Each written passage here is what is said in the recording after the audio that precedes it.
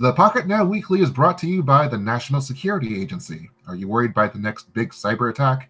The National Security Agency plays a big role in protecting us from foreign cyber operations, and you can help. If you work in computer science, networking, programming, or electrical engineering, learn more about career at the National Security Agency today. Visit intelligencecareers.gov/NSA. That's intelligencecareers.gov/NSA. All right, this is London Calling. Hello and welcome to episode 328 of the Weekly, brought to you by Pocketnow and XDA developers, recorded on Friday, the 19th of October, 2018. From Huawei to Huawei. Yeah, that's what we're talking about today. Pretty clear that the Mate 20 dominating the conversation, but we'll also take a few visits to the Huawei Watch GT, the Huawei Band 3 Pro, and some other little tidbits along the way. I'm Jules Wong, your host for today. Joshua Vergara and Jaime Rivera still working it up in London. That's where the Huawei event was this week. I was about to say that Taylor Martin is off today, but apparently he was able to rush in and take over our friend Mario Serrafero of XDA. Hello to you, Taylor. Hello, how's it going? Pretty cool, pretty cool. I heard that you had some wood chips in your beard that you had to get out. Yeah, I had to pause from chopping up some trees in the woods to come podcast. Well, we're very grateful for that, making that transition from wood to Wyatt. See. Let's see if we can get Brandon Miniman in here. Hey, man, long time no see, actually. It's been a while. And he is not audible at this point. I don't know why. It's because of these Hangouts things that we clear up at the start of the show, and then it's like, oh, hey, we're in the pre-show, and then everything's okay, and everyone says, yes, we're okay. And then somehow, when you turn on the switch for the show, it just goes kaput. Does this work now? There we go. Now it works. There you go. Hey, hello. You are in living color, in living vibrations to the ears. I would like to hear you talk a little bit more. Well, here's the thing. Back in the day, I would use a simple microphone, and then you guys complained about my audio quality, so I got this very fancy cardioid microphone, which sometimes misbehaves. It's kind of like the Ferrari that breaks down all the time. I just want a Toyota, but you might want to get a Porsche instead, right? You want to get like the RS or something? Anyways, we have another frequent fly around here, and that is from Android Police. We welcome the best person to have his calls come in at the wrong time. Ryne Hager, hello. How's it going? Hope that didn't interfere with anything. I hope that keeps in, because like I had to reference it in the freaking intro, and now like if I'll look stupid if it doesn't get kept in. So please, not edit any of that at all when you send that to me. I hope it did, but it's good to be here. I haven't been in a while. Well, yeah, I'm certainly glad. And that was a Pixel ringtone, which must mean you have a Pixel 3 there, right? No, actually, that was probably the delivery notification for the Pixel 3 I'm waiting for. That's downstairs as we speak. Oh, wow. You'll be distracted, right? I know. Exactly. I mean, you shouldn't really let it lie there in the pile, because I've been to your apartment before. Just every single notification. Now, everything's under this. Everyone put your phone in the basket and turn it off, okay? No, I'm just this gonna, is quiet time. For the whole 90 minutes, it's just going to be me turning up the alarm on this phone and then playing it into the mic. So breaking every podcast rule here. Every single podcast rule, but we should probably set up a few rules right now. Let's talk about Huawei and only Huawei for the next maybe 30 minutes. Does that sound good to you, y'all? We have no other choice. That's what is happening this week, right? What you put on the docket. That's what you put on the docket. That's what I put on the docket. So let's go for it. All right. So obviously, the big story here was that on Tuesday, we had this whole smorgasbord from London. Huawei had its Mate 20, Mate 20 Pro events, and it was quite the scene here. If I could pull up the screen and tell you about it. So let's talk about the gap between these two phones, because the Mate 20 and Mate 20 Pro It used to be only that we had a few differentiations between the two for what you paid for it, and I believe it's always been a very minimal, maybe 50 or 100 euros. You had just like an extra camera on that P20 Pro, well, P20 Pro, that's what it is, and then here things have kind of shifted around. So we have the 1080p screen on the Mate 20. It's at 6.5 inches. And then you have the Mate 20 Pro's 6.4 inch, which the size, I mean, it might not correspond to anything, but you have that OLED display and you have that 2K resolution. You have the typical memory differences with the 4 gigs, 6 gigs of RAM on the Mate 20 versus 6 gigs standard. I believe there is an 8 gig option as well for the Mate 20 Pro. This year's kind of a little interesting here because there are a few things that have widened the gap, so to speak. So we have, if I can forward down to the screen and the notches that are apparent on these phones. Unfortunately, the post here does not have front-facing photos of the phones, but the Mate 20 does have a dewdrop notch, as they say. It's a very minimal notch. It's only for the selfie camera. And then you have the Mate 20 Pro with its full-on Face ID-ish kind of thing with time-of-flight sensors or 3D sensors, and it goes the whole bore on that. You have battery charging, which is different, 22.5 watts on the Mate 20 and 40 watts on the Mate 20 Pro. And there was a couple of other things that kind of shed the difference here. So you do have this triple camera on both devices, but the maximum resolution on the Mate 20 is 16 megapixels, and then you have that freaking huge turret of a 40 megapixel sensor on the Mate 20 Pro. So I was wondering, do you buy the differences here? I mean, we're talking about $799 and $849 between the two. What do you feel about that difference? I think it's go ahead. I think it's totally worth it. I mean, it's like the Mate 20 Pro takes every feature, every innovation that mattered in 2018, bigger batteries, better cameras, better screens, faster charging, and puts it all in one. And I wish Jaime was here because I've known Jaime for a very long time, and he's never been this excited about a phone, like ever. He used a freaking, Kraken clip. Like he just, did the whole thing with, release the Kraken, and that was part of his video. So it was quite amazing. Taylor, what do you think?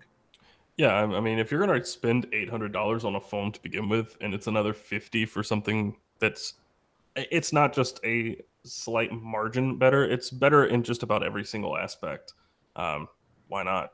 I mean, it's questionable that there was even a Mate 20 this year, right, Ryne?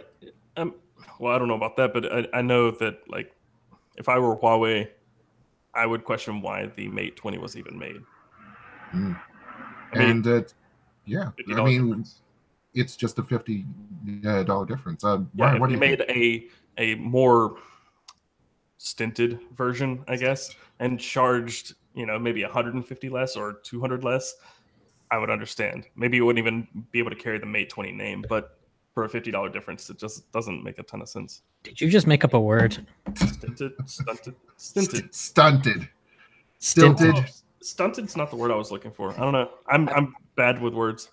I've Googled it, and it means to be economical or frugal about spending or providing something. So, yeah, good job, Taylor. Perhaps. I mean, there's also like the fact that there is a Mate 20 Lite out there, which is completely like in a different category in itself. It's like 500-ish. So, I mean, they're really talking about splitting up a layer cake here. Ryne, what do you think about this? I do think that the price difference is definitely worth the upgrade to the Mate 20 Pro for most people. Unfortunately, I also kind of feel like the difference is going to be in the material for a lot of us because this isn't coming to the US yet, is it? I think they only announced availability for Asia and Europe, right? Yeah, UK, the United Arab Emirates, because of course Dubai gets all the pretty stuff, and just Europe, France, Italy. So while I would dig seeing the Mate 20 Pro, doesn't really matter to me. You just get it on eBay. Yeah. Import it from eBay. I mean, that's your only option. Imported from eBay. I mean, Amazon has traditionally carried it about a few weeks out of its launch time. Yep. So, and of course, you take the risk of, carrier bands and whatnot not working fully with AT&T's network or T-Mobile's. But I mean, that's in order to have a statement piece. If you really want that statement piece in your pocket, and that's the perspective that you might be coming from, Ryne. Then this is what you might want. But in terms of just pure kind of specs here, there's just so much to handle here, and there are some of the software features too that really make this up. They've been really pushing AI with that Kirin 980 with the 7-nanometer chip, many more transistors. I should probably go to King of the Hill and talk about transistors. Yeah, they're using it for many different uses, mostly in the camera, with features like AI detection for subjects.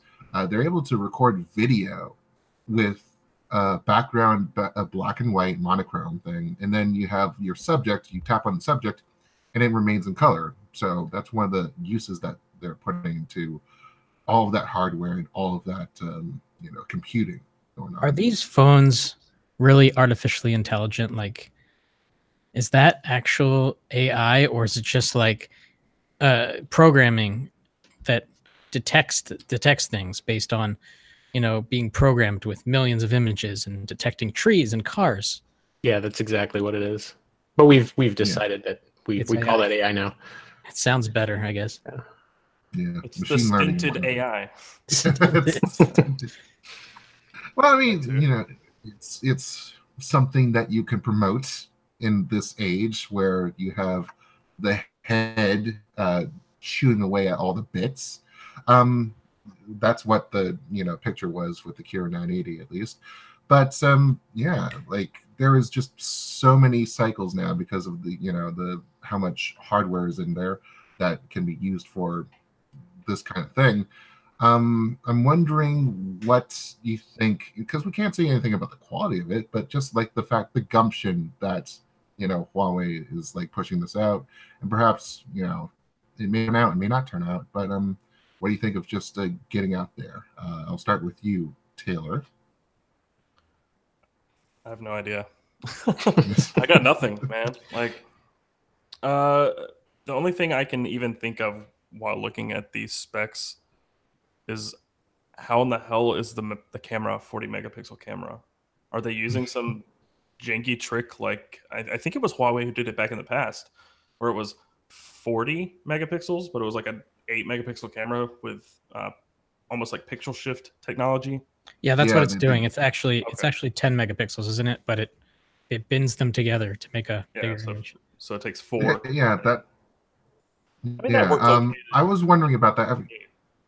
Sorry, go ahead. No, I was just saying that the P20 Pro was marketed with the same 40 megapixel sensor and very good results according to our Adam Lane. So, like, I mean, that's kind of what you get, with that. I mean, it worked back in the day. They did this back in the day. There was an app for iOS. I cannot remember the name of it, but it does the same thing. And my Sony, the A7R3, also does it, and it works really, really well. But technically, Google's doing it with the new zoom functionality on the Pixel 3 and 3 XL. It uses a shift to try to interpolate at a sub-pixel resolution for that added zoom effect. So it's so cool. Yeah. So cool. I love it. It's the same technology they use to photograph the stars, like NASA, not like a normal person, but NASA, because it takes a lot of technology to do that with a moving target. But yeah, I just wasn't sure if that's what was happening here. I'm still so far out of the loop. I've not caught up yet. Still 4 years behind, guys. Yeah, I mean, you're getting there. You're getting there somehow. So yeah, but it's a lot of information to parse. There's a lot of new phones. So it is. It's crazy. I mean, so let's go into the sensors, I guess, in detail. The Mate 20 has its ultra wide angle sensor at 17 millimeters. I'm assuming that's a full frame equivalent. and it's 60 megapixels. So, you know, they did the good idea of putting the most megapixels to the most area that you'll be able to see. You have the standard 27 millimeter, 12 megapixel thing going on, and then you have the 2x zoom, which is 8 megapixels, and that's your Mate 20 for your Mate 20 Pro. With 8 megapixels, you have that 3x zoom now.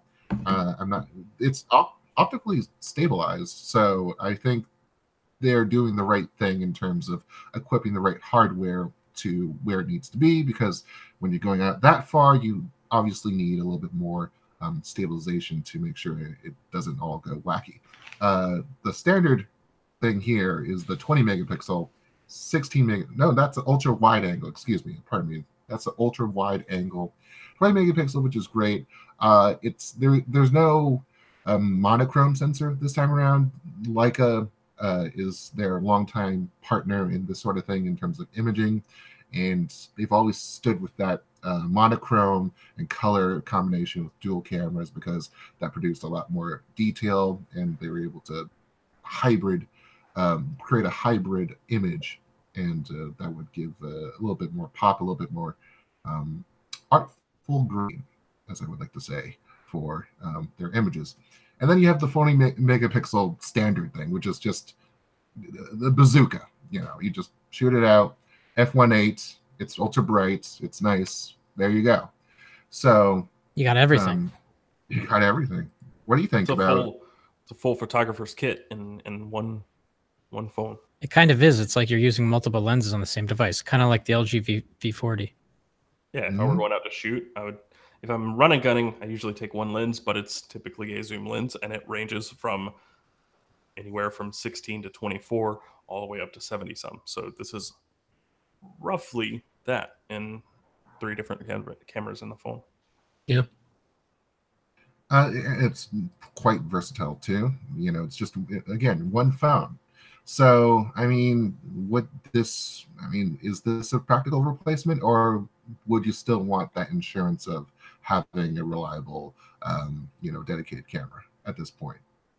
Me? I'm always going to go vote for an actual camera. Just because. But I've gotten more into using my phone, especially. I don't have the lens with me, but this is the cover for the Moment lens. I use this on my iPhone and the Galaxy S8 Plus.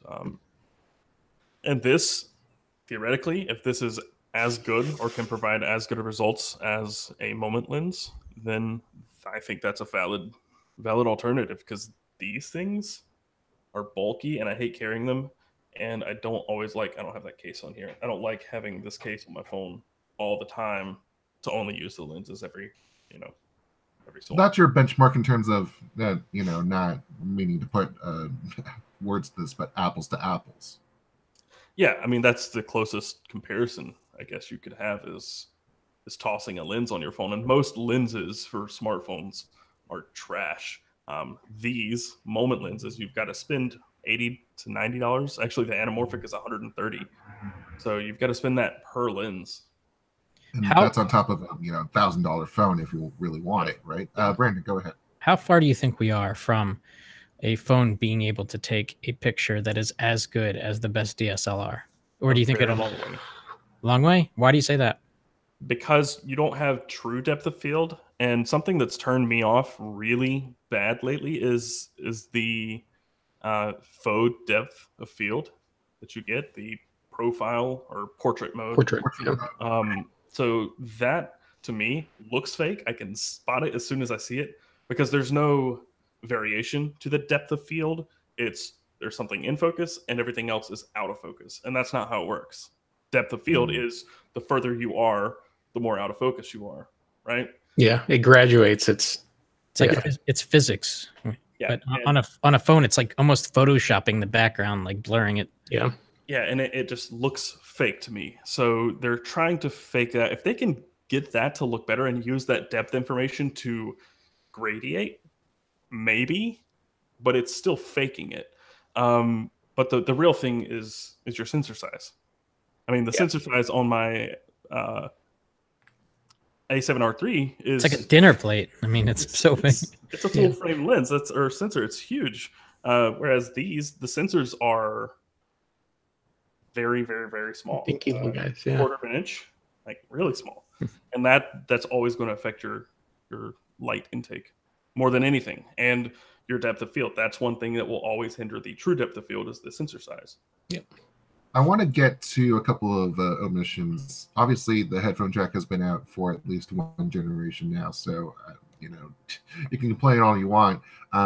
There is I don't know if it's a benefit, but it's it's interesting to know about the audio, and that's one of the speakers is actually tucked inside or at least encased around the USB-C port at the bottom. So as opposed to like having it shoot out, just like farting out audio, literally. So there's that. And then there's the expandable storage situation. And like you have one of the deadly sins, no headphone jack. And that's for these tech enthusiasts that have, all really been invested in these, sorts of expandability. And when you have the headphone jack on, you really shouldn't be touching that micro SD slot for these people. And yet, we're talking about a new NM card, which is it fits inside a nano SIM slot. It's like the same exact shape.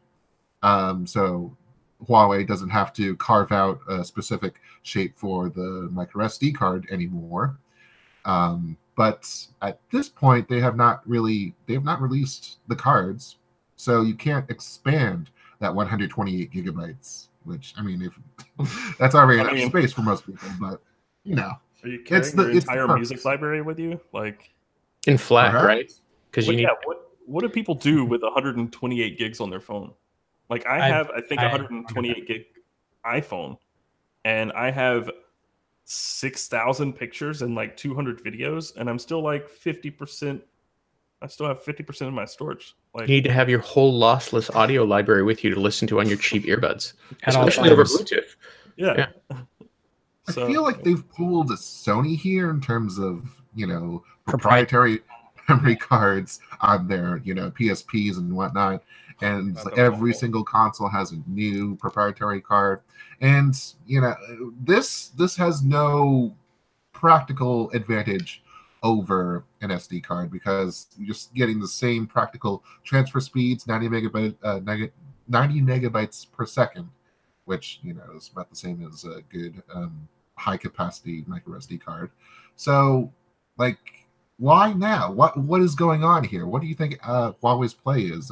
I'll start with you, Brandon. I think they're trying to pull Sony, like you said. I mean, this is completely unnecessary.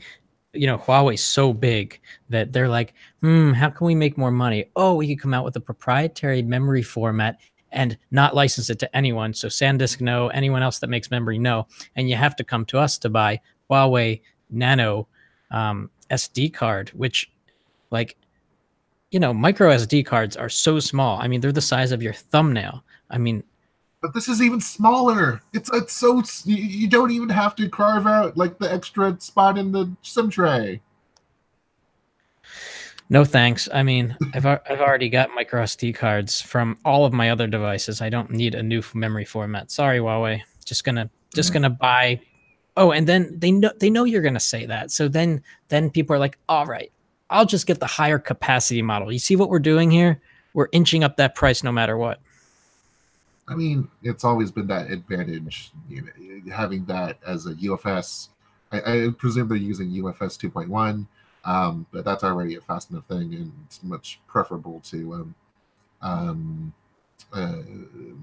SD, eMMC, anyways. Yeah. I'm wondering what you think of this, Ryne. Well, because I actually am not super familiar with the details of what was announced. Is it verifiably a proprietary format? They're not licensing it to anyone else. It's not an open standard. So let's see here.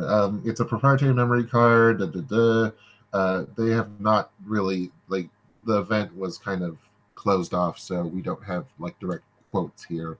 Okay. We're just getting it from secondhand word. But that's like, we're not getting any licensing details at all.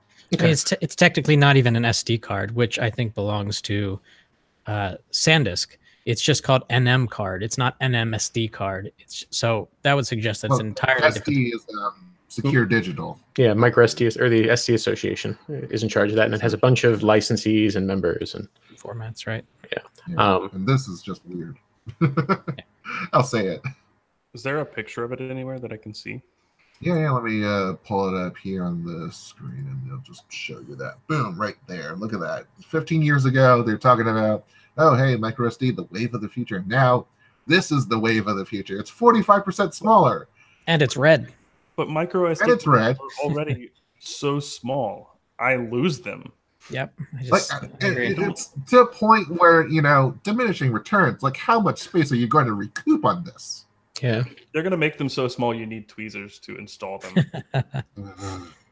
And then don't you already need tweezers to place the freaking nano SIM down without having it pop out of the tray for some reason? Then I have sausage fingers and I can do it. Well, good for you, I guess. Maybe that's just my better fingers. I don't know. Anyways, there was one interesting other tidbit that I failed to mention while we were back on the Mate 20 Pro. I believe the Mate 20 Pro has it. That's the in-display fingerprint sensor, but this one's a little different. This one's more, it detects pressure. It's nuanced on that level. So I suppose you have that extra layer of not necessarily biometric, because that's what's on your hand, but kind of a user factor, X factor kind of thing in terms of security.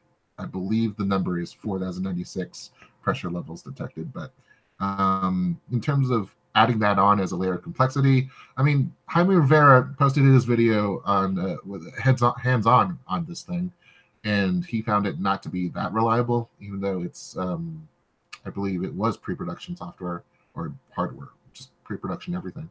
But what do you think of that added factor in terms of security? And I'll start with you, Ryan.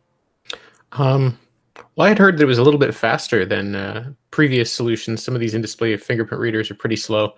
But my understanding is that no matter what, the resolution that you get, the effective resolution for the fingerprint is lower on these in-display readers, unless they're of the ultrasonic variety. I might have that mixed up, but if this is one of the ultrasonic ones, I don't know, security may be fine. I don't know enough of the details about precisely the solution that they're using here. If it's one of the optical ones, my understanding is that they are pretty low resolution. They don't work too great. They're not super reliable, and in which case it could be a concern. Yeah, it could be one of the things that they might be compensating or whatnot. Gordon Petrovic says it is optical, but there have been demonstrated. Yeah, there have been demonstrated, improvements in terms of just getting everyone over to the ultrasonic side, and perhaps some other things going on, including increases in resolution. It's early days still. We don't know. Yeah, how it's early days. Yeah. But the production cycles are just quicker during the early days too. So hopefully, there's some resolution on that. In terms of adding pressure to the whole mix of things, Brandon. How's that going to make it better? That's what I'm asking.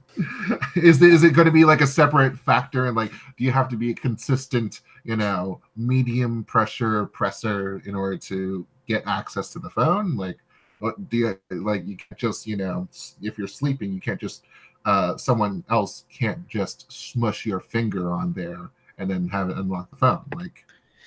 Maybe that's it.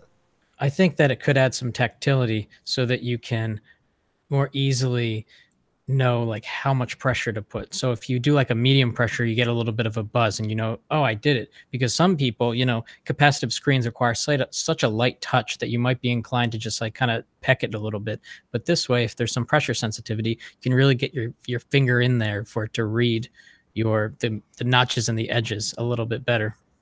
Because the current solutions are terrible, like Vivo Nex. I mean, it basically doesn't work. And all the other in-display finger, it's just way too early, like Ryne said. I'm going to throw a curveball to you, Taylor. So listen closely. So if you already have this in-display fingerprint sensor, and then you have on the Mate 20 Pro this, Face ID system with the whole kit and caboodle going on there, what do you think this, is this going to compromise? Okay, maybe I'll choose one over the other. And if the quality is as such as we've heard about from Jaime, what do you think might happen in terms of preferences? I mean, just having used fingerprint sensors and face, I mean, I have an iPhone, which I use a lot, and the Samsung. The face unlock with that works really well. I'm not necessarily as concerned about the actual security of it. I don't have anything too sensitive on my phone. Some of you might, I don't know. But I mean, the only thing is, in practice, whichever one works faster and more reliably, I'm going to use. I don't care if it's a fingerprint, face unlock, whatever. The thing that kills me, and nobody's addressing this, no one, is that the trusted networks and the trusted locations and all those things, do they even still exist? Because that was my favorite ever. Motorola did that so well. Like, if I have my watch on and it's within the vicinity of a phone, I don't have to unlock my phone. That was an Android feature, right? I think that's built into Android. It was originally Trusted Motorola. Devices is on Android, yeah. Yeah, it was originally Motorola. Google purchased Motorola. They acquired some of those features, and then they were like, bye, Moto, we don't need you anymore. And those features were done so well, and now it's like they don't even work. Like, you can add a trusted network.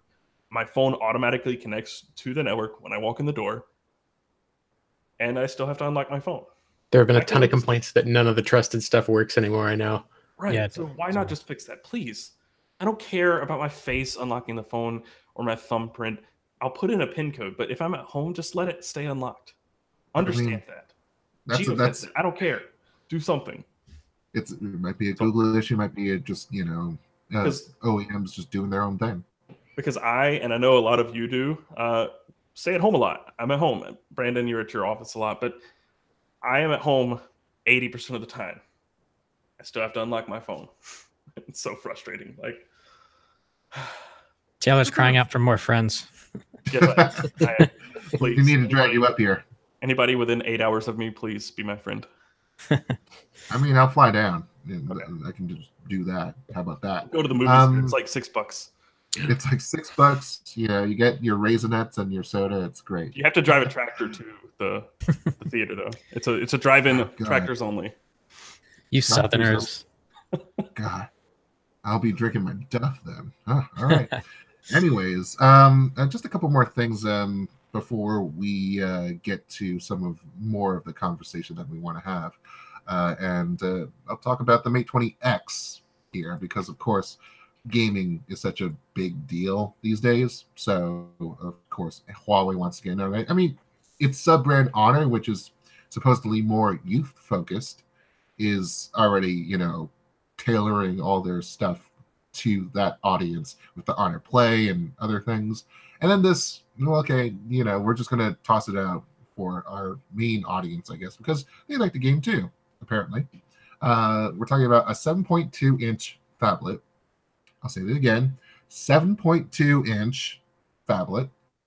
And it doesn't matter. I don't care how, the aspect ratio or anything.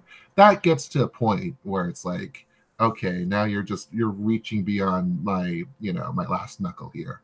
And I don't know how this is going to be not a two-hand device all the time.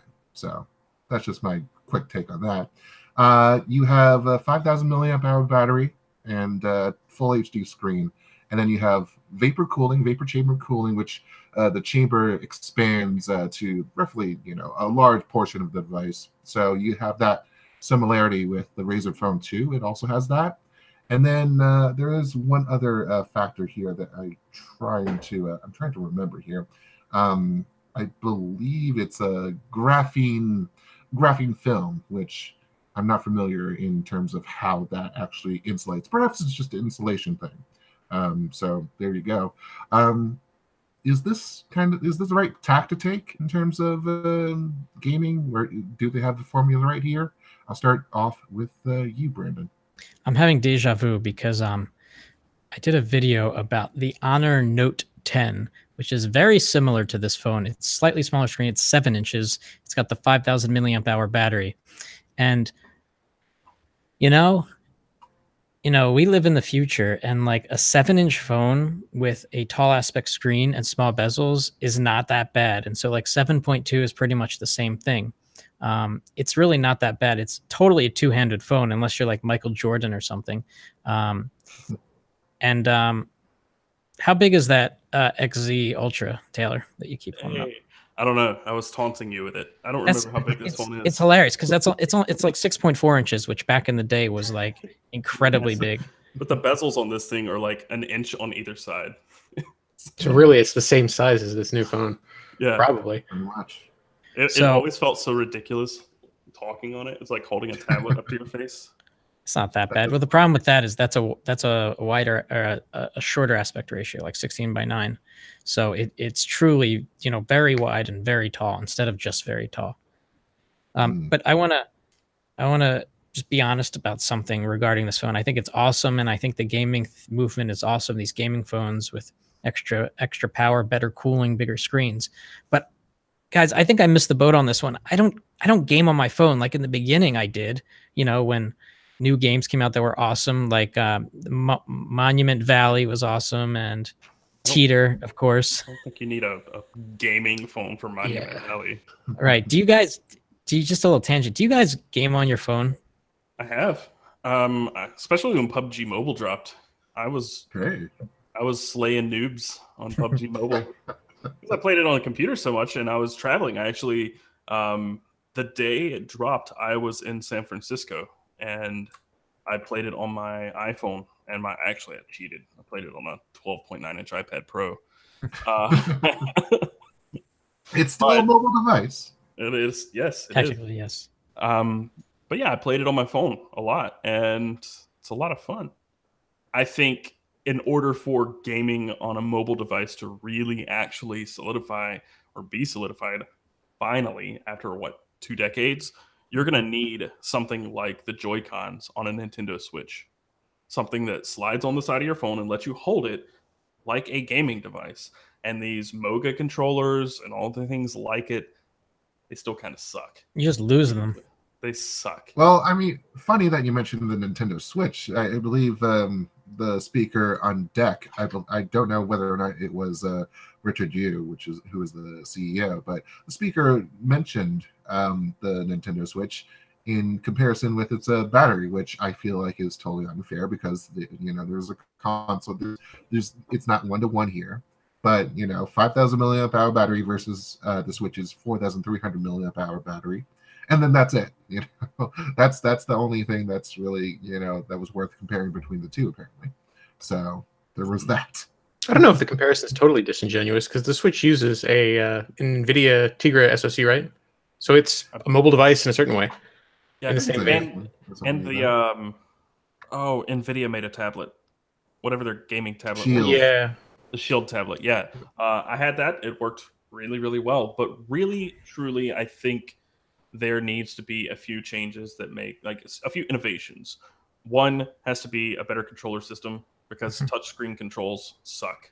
Nobody likes playing with touchscreen controls. Yep. 2, you need a manufacturer on board, a gaming company, Sony, Microsoft, Nintendo, which Nintendo is making mobile games, but they really don't do well with making mobile games. But the platform's there. The Switch runs really well. It plays great games. They are downscaled, down resolution versions of your standard console games. I don't care. I played Zelda. I played 75, 80 hours in Zelda on my Switch. Wow. And I mean, that's Alex has put in like twice that, but Yeah, right. but I play games like Broforce and Binding of Isaac. All these games are available on mobile. Broforce isn't, but Binding of Isaac is, and it plays just as well on mobile. And I think we're almost there, but we need somebody to actually publish these and not just keep pushing them out and it kind of petering out, because right now it's a disorganized thing. Like every publisher is in charge of publishing their own thing, and what you get is this. On the Nintendo Switch, you get a very specific experience. If you play those games that work on the Switch and on iOS, it's a totally different ballgame because it's a free-for-all. So that And there was one more thing: the streaming, the Steam Link streaming. You can stream PC games to your phone. Yeah, that works well. It actually works really well. The problem is the screens are too small. So something like this Mate 20X would actually. I mean, it's another screen that you can use. That's basically what you're using it for. If that's the case, it doesn't have to be. It doesn't have to have LTE radios. It just needs to serve its purpose, I guess. You were shaking your head, Ryne, when you we were talking about mobile. Oh no, I was nodding my head vigorously. I'm pretty sure. You were nodding? Yeah. Really? No, totally agree with everything he said. No, I was talking about personal usage, because I think you might have said that you're not really a mobile gamer, that you prefer to do more of that indoors. Yeah, I do it more on PC than anything else, but I agree with him. I think that the best approach is, or a good approach would be for major backing of a couple of publishers, or if a company like Sony or Nintendo were to be like, hey guys, let's make a phone. That'd be a great way to approach mobile gaming, as opposed to the, like he described, the smattering mishmash of mediocre controls and sort of untargeted or loosely targeted developer focus. Like, that would be a good idea. I don't know if it's going to happen, but probably not. Yeah. If someone wants to approach, Steam would be a great way to make that happen. Yeah. If Valve was to be like, let's make a phone. Well, or just like, well, you could never really have an app store technically, because you wouldn't be able to buy the games like on your iPhone. And I think, does Google regulate that now? I don't know. So if you can't buy from a competitor. Yeah, so if a phone can't be preloaded with an app store from another competitor if they've licensed the Google Play package, but that's changing now with the EU regulations, although it's still going to be exclusive if you're licensing Google Play. It's a whole thing. I could go on about it for hours. It's a mess. But the point is, I mean, you could buy the games or show the games like in your Steam account, buy them from your computer, and have them automatically download to your phone. Yeah. It could be offered as a service like that with make a universal support. Like, the only ones that work in the Steam Play Store or Steam Game Store or whatever for your phone, they would say have to be compatible with certain controllers, like the Steam controller or something. That's really the only way I see mobile gaming actually being taken seriously. I mean, it is taken seriously because it's a multi-billion-dollar industry every single year, but it's also not taken seriously by the actual gaming. Yeah, for it to be of the same quality as console or PC gaming. Yeah, quality is what really matters in terms of just making sure that experience is on point. I do want to wrap this up quickly. Just quick comments about the Mate 20 RS, which is basically a Mate 20 Pro, except it has leather on it and costs 2,100 euros. So, and I think it was this week that Vertu actually Vertu decided sent out invitations in China for an event. So it's like, okay, great timing. And that's pretty much all I have to contribute on this. Do you have just a few words on this? And I'll start with you, Taylor. It's ridiculous. It's nothing but just showing off that you have money. If you own this, it's just for the money, and that's it. And no one's going to know. No one cares. And no one cares. I think it's not even tasteful design. Like, I don't even like it. Like, it's leather. It's all real leather. It's like real leather. Real leather. Like, give me some real. I mean, I got some real leather here. Like, actual good. Like, this is not good leather. I don't like it. I do a lot of leather working myself. Actually, I made my camera strap. I made all the sleeves for all of my computers. I made my wallet and my key holder. This is some grain-corrected chrome tan junk. I'm not a fan. You guys are such leather snobs. Yeah, get something like this. Real leather. It's nice. Maybe, Ryne, I think I should take you down to Taylor's place, and you guys could just talk about leather for hours. We could probably talk about leather for a while. If you can't smell it, and if it doesn't do anything when you smell it, then it's not good leather. I love the smell of Horween's Chrome Excel, man. Yes. Oh, jeez. You guys cover a phone in Horween leather. It's mine. I'll buy it. I'll rock that shit for years. You guys take this offline, okay? What happened to you, Motorola? I'm sorry. What did Motorola? I know. Bring it back. All right. With that, we're just gonna talk quickly about the Watch GT and the Band 3 Pro, but not before we get into some sponsors. So we'll be right back. This episode of the Pocketnow Weekly is made possible with support from Caseta by Lutron. And today I want to talk to you about Caseta by Lutron Smart Lighting Control, brought to you by Lutron, pioneers in smart home technology. With Caseta, you can schedule your lights to come on at dusk, so your family always comes back to a well-lit home. Caseta dimmers put the power of lighting your home to your voice. They work with Amazon Alexa, Google Assistant, and Apple HomePod speakers, plus a lot of other smart home devices like security cameras, thermostats, and music systems from Nest, Sonos, and more.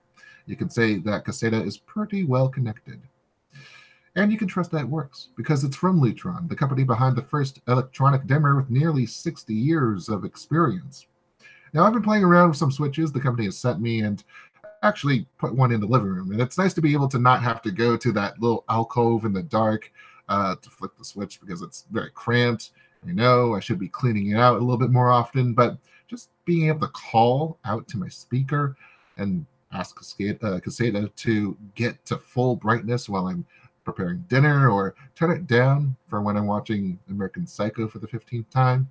Just saying, it's that convenient. Get smart lighting and get it the smart way with Caseta by Lutron. You can CASETA or hit up Lutron.com for more information. Caseta by Lutron, welcome home to peace of mind. And the Pocketnow Weekly is also supported by OnePlus. The OnePlus 6T is giving you the speed you need on October 30, and tickets to some big launch events in New York and New Delhi have sold out. So if you can't make it in person, you can catch the live stream starting at 11 a.m. Eastern, 1500 hours GMT. Head to pocketnow.com/OnePlus6T for more information, and stay tuned for the announcement.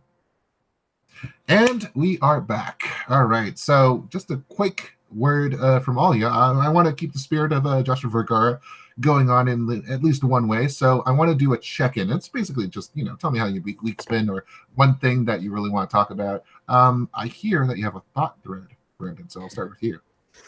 The thought thread was going to be a conversation with Jaime, but since he is not here, as for the little check-in that we do, I got my Pixel 3 XL 2 days ago.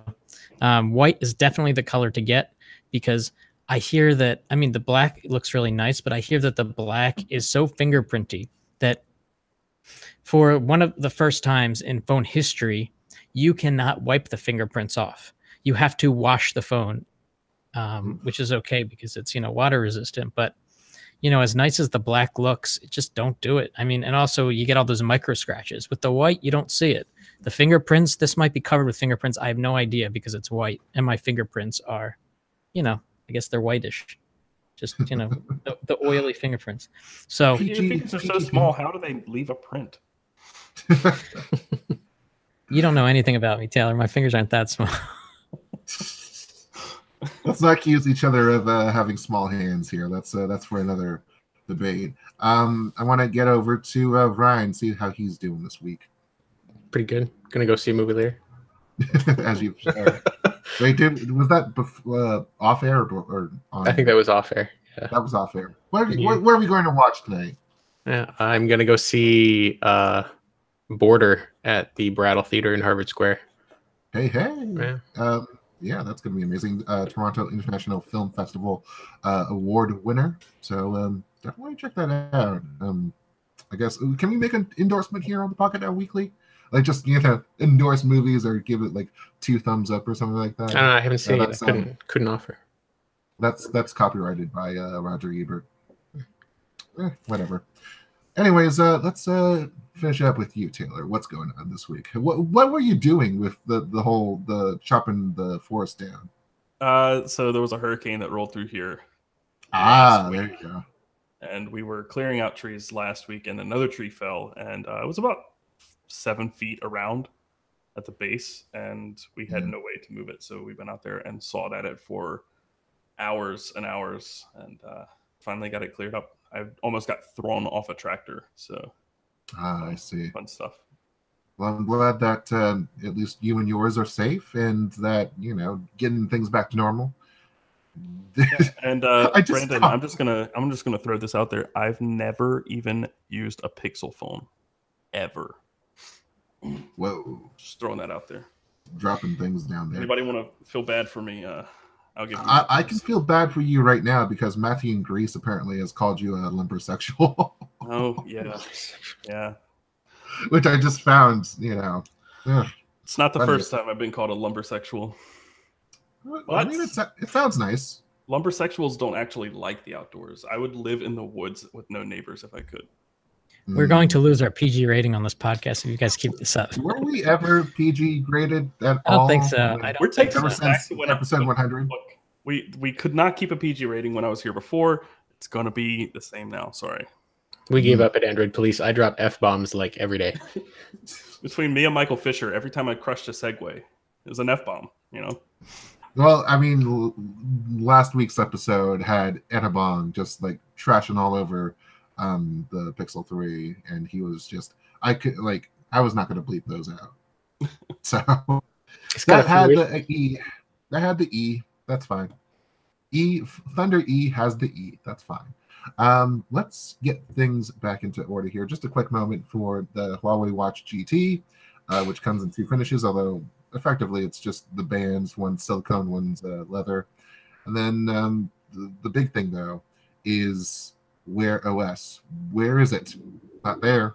You got this Huawei Lite OS, which I'm not sure if it's the one that they've been working on as a potential backup to Android, but and maybe perhaps there were some influences from Tizen because Samsung and Huawei got together for a little bit.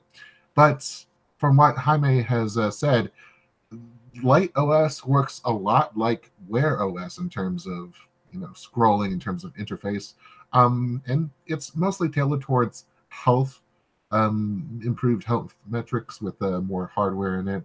But I'm just wondering what the direction is here with this thing here. And I'll start with Ryne. I have nothing to say. It's not Android, so I have no idea. Just screw off. It's Android Police, not Lite OS Police. Exactly. That's funny. I was going to say the same thing as Ryne, except I was thinking about Samsung's recent watches with Tizen. They're actually really, really good. That's what I've heard. So fast. The navigation's brilliant. In some ways, it's significantly better than Wear OS, actually. And I think one of the reasons is because Samsung is controlling it end-to-end Apple style. So it's optimized. So, Huawei making their own operating system could turn out really, really well, actually. And for you, Taylor, I'm supposing that there's going to be a lot of the same no comment here. Actually, I shot a video this week about my everyday carry, which will be uploaded, I think, tomorrow, Brandon. I'm not sure. Saturday, yes. It's tomorrow Saturday? Yes, good. Yes. On which channel? The best damn Pocketnow. Oh, here. You're on Pocketnow. Hey. Yeah. And I had some commentary about smartwatches. I've not worn one in about a year and a half, 2 years. And part of the reason is I hate the fact that if I look at my phone when I'm talking with someone, they think I'm in a hurry or I'm wasting my time or something. And I hated that. And I've completely stepped away from them. I don't use them or wear them. I've got two here that Jaime sent me. There's one that's just really a fitness tracker, a G-Shock, and the other is the TicWatch Pro. So I'll throw it back on. I'll try it for a while, but really it's going to take a lot of convincing to move the needle for me for a smartwatch again. I think you'll like the TicWatch Pro because it's kind of like a real watch, kind of like a smartwatch. Yeah. And the thing is, when I wore my Apple Watch, I ended up wearing it with Do Not Disturb on all the time. So it was really just a watch. Just a watch at that point. Yeah. Well, I wanted to take this opportunity to kind of pivot and talk about Wear OS in general because we've seen its design changes over the past several months, and with the name change, and now there was the more simplified, just home-based gestures, and getting all the notifications in one screen. And even then, like we've seen a steady drop off in terms of the traditional multi-level tech manufacturers adapting Wear OS. And still, you've got a lot of traditional watchmakers like Fossil Group, with its multiple brands here. I'm wondering what this move means in terms of, like, is Huawei able to, or is Google able to grow from this, or is this another stumbling block for the company? I'm so go ahead with Brandon. I'm so excited about non-tech companies making watches, like the Skagen watch, the Fossil watch, maybe less, and then there's this new Mont Blanc watch, which is so cool. It's $1,000, but it is so nice. And it's the first watch with the Wear 3100 platform. It is, yes. It's gonna be awesome. It's so expensive, but like it actually looks like a real watch. So I'm so excited about these non-tech companies making watches in their watchy style. You know, like, can you imagine a Rolex with Wear OS? That'd be gangsta. I don't know if I could see that. Yeah. I mean, it's not going to really retain.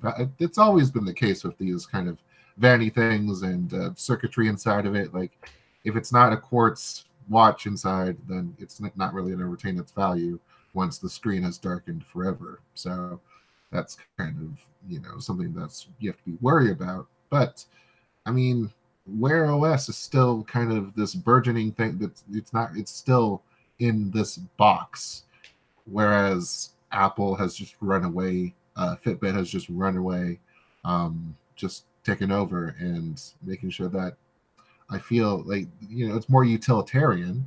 It's more they've been targeting the fitness crowd for a long time. It's just now they're kind of expanding on that software base, on the features that you can do. Cellular has really helped out on that.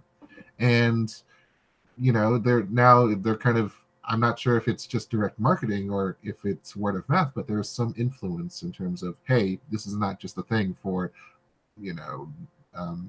running buffs, but this is a thing for me that I can use in my daily life. So, yeah. R.I.P. Pebble. That's all I have. R.I.P. I miss Pebble. Bring back Pebble. I really, really I was so stoked for the Pebble watch that actually didn't come out. Was the Time 2? Yeah. No, that was going to be so good. Steel 2. Yeah. Oh, yeah. I was actually going through my Kickstarter the other day and I saw the return for that and I'm like, I know. Pebble was the best. I gave up using Android Wear, even though we cover Android. I think it's terrible. I think it's a terrible operating system with a really bad interface.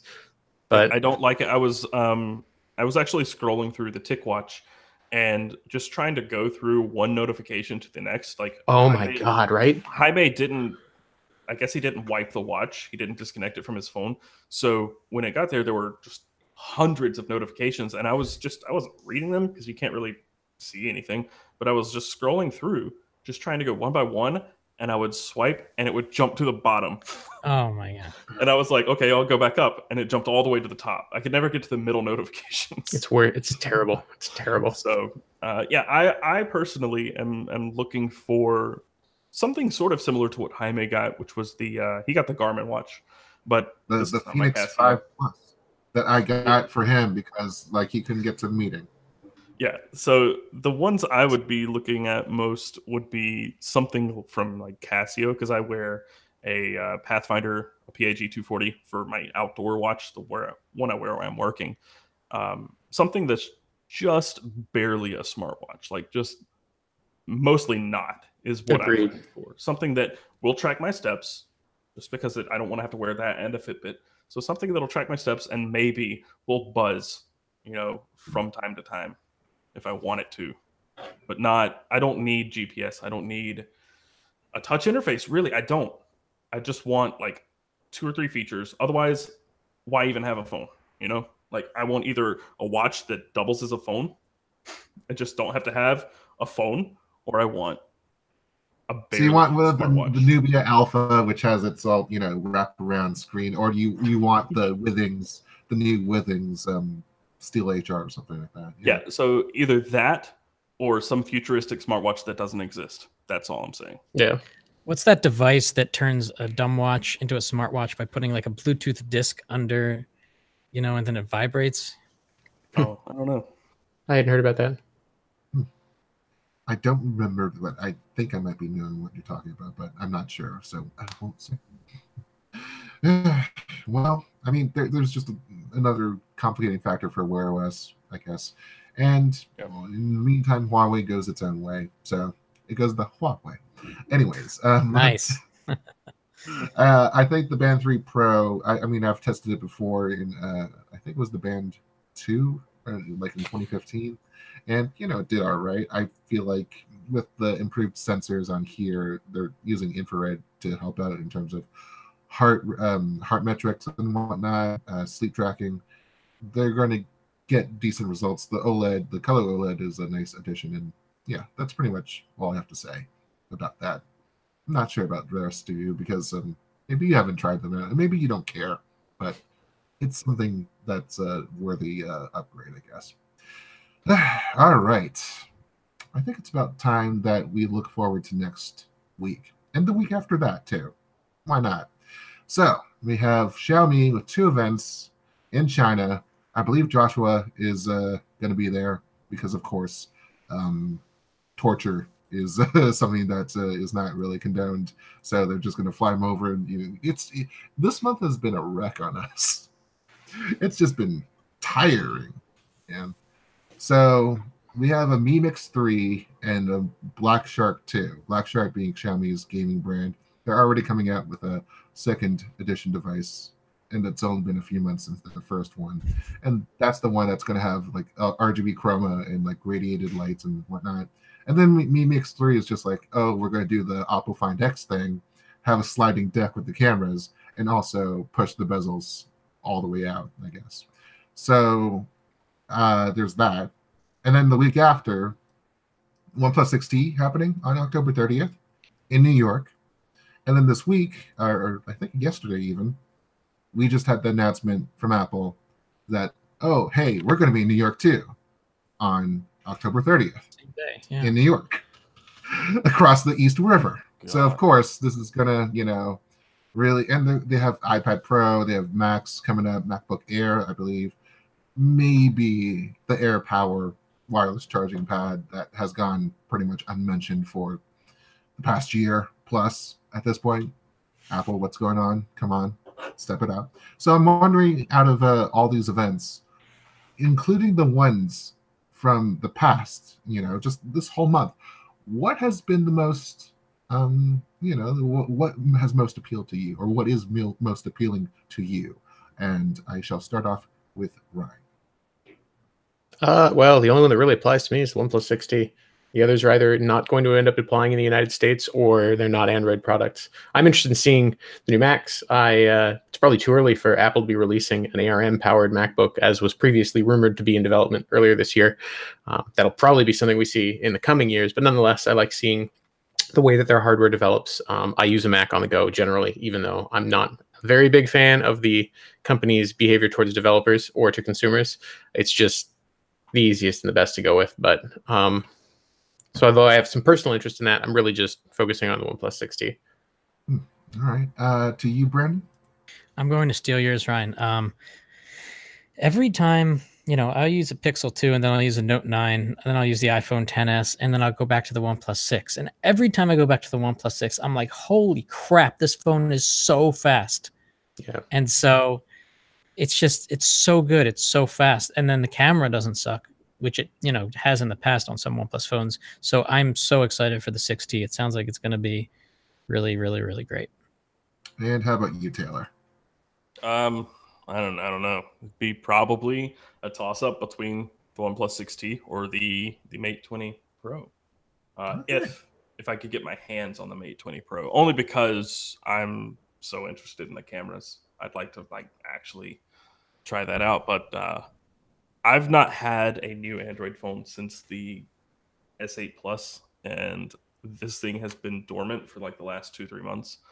I'd like to try Android now, especially either in its Pixel form, like pure, unadulterated Android, or OnePlus, because I've not used a OnePlus ever, not one.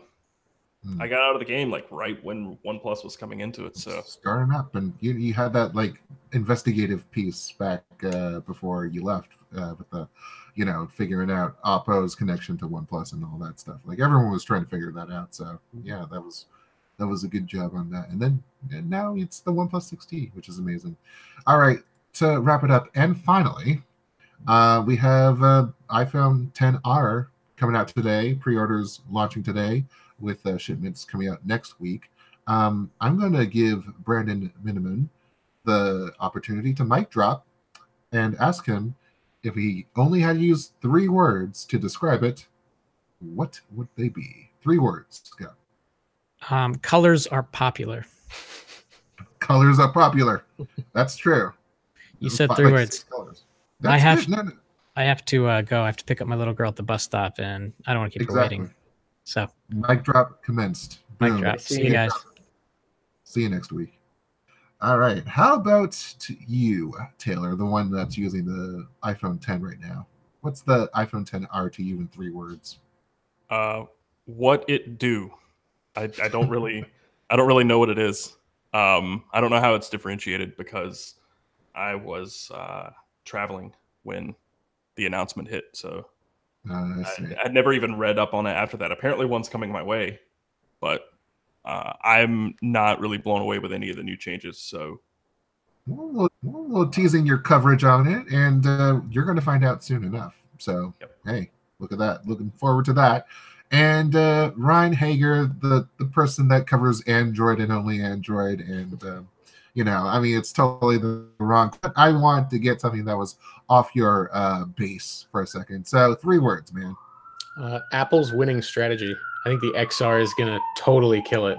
You're getting the full iPhone experience, the same flagship level SoC, a diminished resolution screen, which everybody seems to point out as some huge defect, but people deal with it with the OnePlus 6. It's not that big of a deal.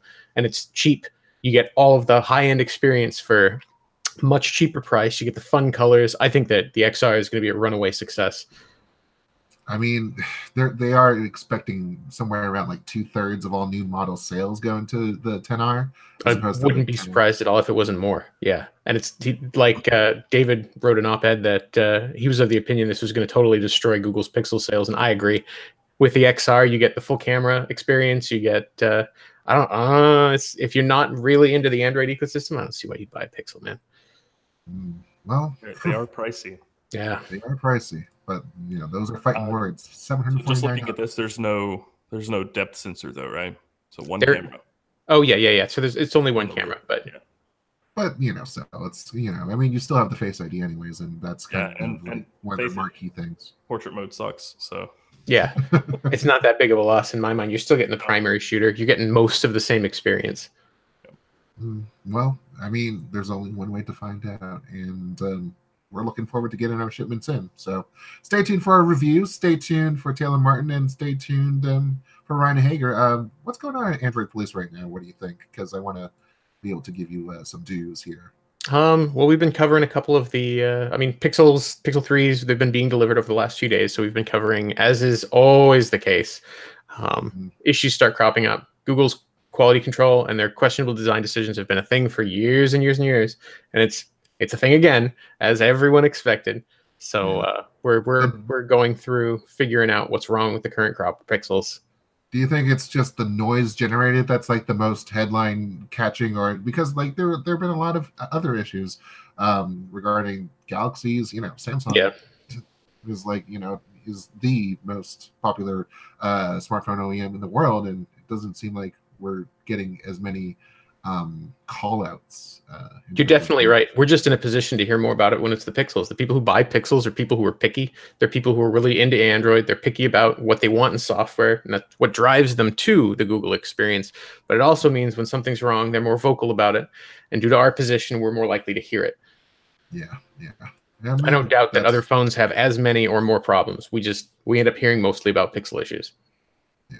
Well, hopefully more of that feedback is public, and therefore perhaps Google might be able to attend to them quicker. So, yeah. I mean, that we can only hope. But on that note, we should probably end this show. That is it for now. The Weekly is just as much a conversation as it is a show, so make sure you make your voices heard either in the comment sections or by emailing us podcast@pocketnow.com. You can also tag the cast on Twitter. Brandon Miniman is at Brandon Mini Man. We have Ryan Hager here. He is RYNEHAGER. Taylor Martin is at Casper Tech. That tech is TEK. And I'm at Point Jules. Pocketnow is on Pocketnow on Twitter. It's at Pocketnow on Twitter, I should say. It's also on Facebook too. I mean, if you want. And then there's Google Plus, which is dead. Won't be there for long. So there you go. We're also on YouTube in English and Espanol, where you can find more news on the Pocketnow Daily and Pocketnow a Diario every weekday. We're also on pocketnow.com for all your mobile tech needs. We certainly appreciate your feedback through Google, Apple, Stitcher, Pocket Cast, or wherever you happen to be streaming us, because without you, we wouldn't have been able to make the show for your eyes and ears for 328 weeks straight. Thanks for your company. Let's hope that Joshua gets back in here. Let's hope that Jaime gets back in here, and everyone else, Taylor too, Brandon, me, perhaps, Ryne. We'll have you on at some point soon too, so that's going to be great. Let's all meet again soon.